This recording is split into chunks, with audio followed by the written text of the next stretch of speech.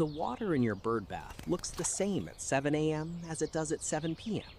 Still, clear enough, untroubled.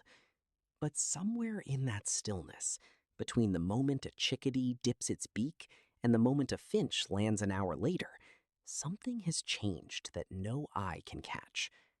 You refill this bowl because you love these birds. You've watched a cardinal bathe in it, seen a mourning dove drink from the rim, maybe even named the sparrow who visits every evening at the same hour. What you haven't seen is what the water is doing between visits. And by the end of this video, you won't look at that bowl the same way again. Here's what most of us believe, without ever really examining it. Water is simple. It's either there or it isn't. Clean, because it looks clean. Safe, because nothing in it seems to move. We worry about empty feeders, about predators, about heat itself. But the bath sits quietly in the corner of the yard, doing what we assume is only good. That assumption is where this story begins to crack, because water in a bird bath does not behave like water in a glass on your counter. It behaves like water in a shared cup, passed silently from beak to beak all day in the hottest part of the year. And shared cups have a history. In summer, birds need your bath more than at any other time of year. And the reason is stranger than simple thirst. Birds don't sweat. They have no pores to release heat the way you do standing in the same sun. Instead, they rely on panting, on a fluttering of the throat called gular flutter, and on the simple physical trick of getting water onto feathers and skin so it can evaporate and pull heat away with it. A study led by researchers at the University of New Mexico, published in the Proceedings of the National Academy of Sciences, mapped exactly how narrow that margin can be. Small songbirds losing water fast enough in extreme heat to face real risk of lethal dehydration within hours. That single fact reframes your bird bath entirely. It isn't a nicety. In a heat wave, it may be the difference between a bird that regulates its body temperature and one that can't, which is exactly why so many birds now visit it. Cardinals, finches, sparrows, doves, sometimes 6 or 7 species converging on one small bowl within the same hour, all of them doing the one thing that keeps them alive when the air itself turns against them. But concentrate that many birds, that many beaks, that much saliva onto one shared surface day after day, and you've built something else entirely without meaning to. Something the next few minutes are going to make impossible to unsee. What do you think actually lives in a bird bath that's been sitting in 90-degree heat since Tuesday? Not visible dirt, not algae you can point to. Something smaller and considerably more consequential. In 2005, birdwatchers across Britain began reporting greenfinches at their feeders and baths that looked subtly wrong. Drooling, struggling to swallow, fluffed and lethargic in the middle of summer. The British Trust for Ornithology, working with the Institute of Zoology, traced the cause to a parasite called Trichomonas gallinae, spread almost entirely through saliva left behind on shared feeding and drinking surfaces. It had jumped from pigeons and doves into finches, and it moved through garden bird populations with a speed that surprised the scientists tracking it. The numbers, once researchers led by Robert Robinson published them in the journal PLOS One in 2010, were difficult to read as anything but a warning. In the regions hit hardest, breeding greenfinch populations fell by 35% in just 2 years. Chaffinches declined by 21% in the same window.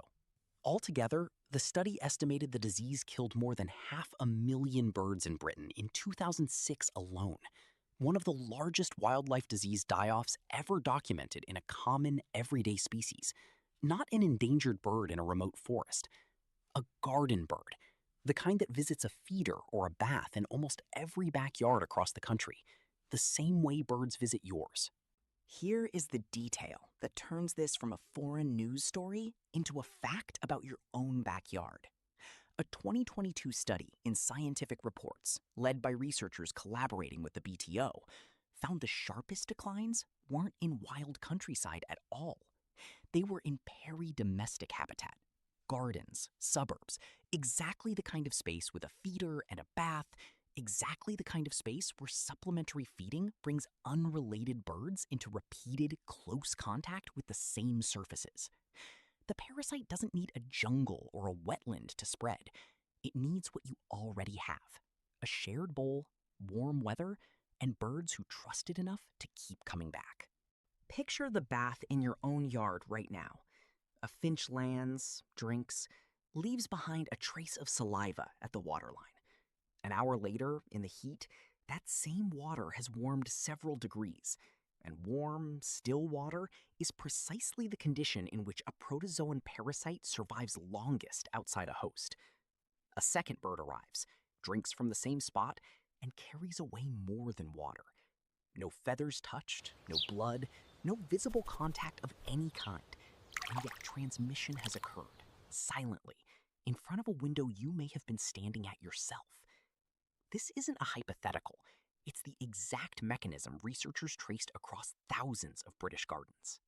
Here's the part that reorders everything.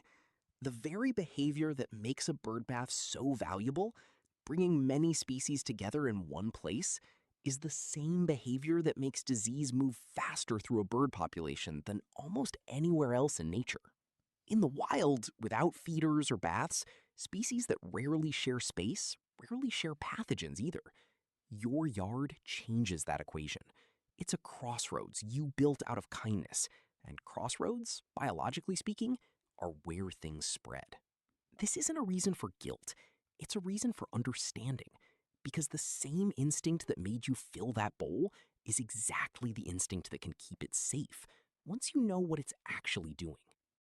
This pattern isn't limited to finches or to Britain.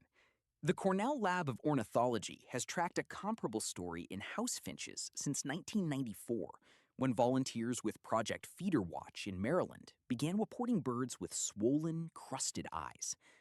The cause was a bacterium called Mycoplasma gallisepticum, which had jumped from poultry into wild songbirds and spread across the eastern half of the continent within 3 years, cutting some house finch populations in half.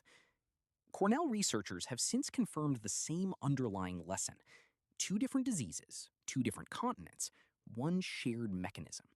Birds gathering at shared surfaces, feeders and baths alike, in numbers and proximity that simply don't occur without us. There's a cruel irony hidden in how trichomoniasis actually kills. Cornell and BTO field data both describe the same progression. The parasite causes lesions in the back of the throat, thick enough that an infected bird eventually cannot swallow. It sits beside a full bath, beside a full feeder, surrounded by exactly what it needs, and starves anyway, unable to get any of it down. Which means the bird bath, in the worst cases, isn't simply the place disease spreads. It becomes the place a bird dies, within sight of the resource that should have saved it. Understanding that is uncomfortable.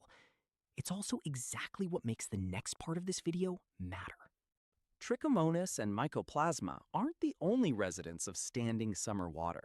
Warmth accelerates bacterial growth in any still pool, and a bird bath left unchanged for several days in 90-degree heat becomes a functioning bacterial culture.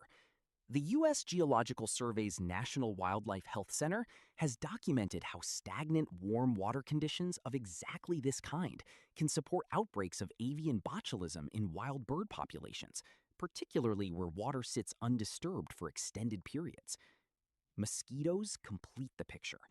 A bird bath that goes untouched for as little as 4 to 7 days provides enough still water for mosquito larvae to complete their life cycle, turning the same bowl into a breeding site for the very insects that spread West Nile virus, a disease that affects both birds. This and the map humans illustrates the standing bird's beside the original bath habitat. Sit with Over that for a time, moment. we The British epidemic wasn't a freak event confined to one country. Dutch researchers documented a parallel trichomoniasis emergence in greenfinches beginning around 2009, published in Frontiers in Veterinary Science, describing what they called a concealed threat. Concealed precisely because the water looked exactly like it always had. No one designed these outbreaks.